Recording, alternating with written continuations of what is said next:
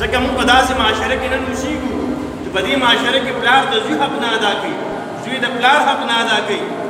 خاوند د ښځې حق نه ادا کوي، ښځه د خاوند حق نه ادا کوي، نو بیا به ګاونډي د ګاونډي حق چېرته ادا کوي؟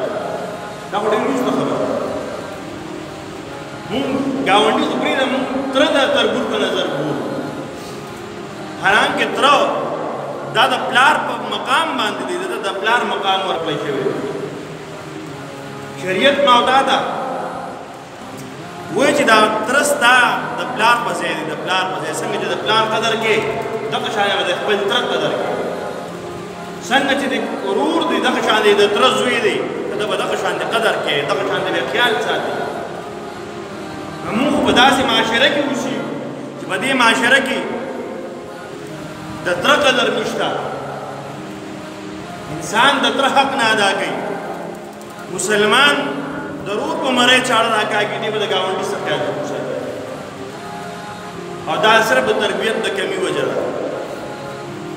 چې کله تربیت کم شو په حجره کې په جومات کې هغه د مشر د خولې نه د کلي د مشرانو د خولې نه یا د هغه خلک چې هغه د بچو تربیت کوي، د کشرانو تربیت کوي، یا هغه خلک چې هغه هغوی ته کشران ګوري او طریقه دې زده کوي، د هغوی د خولې نه هغه الفاظ راوځي چې هغه په هغې کې د نفرت بیني، په هغې کې د خپل ورور سره د نفرت تذکیره وي.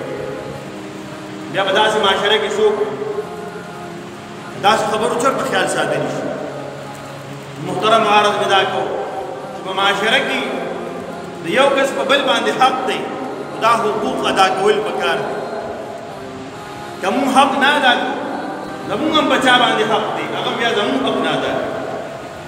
که مونږ د خپلو کشرانو حق نه ادا کړو، د خپلو بچو حق نه ادا کړو، د خپلو ماتښتو حق نه ادا کړو،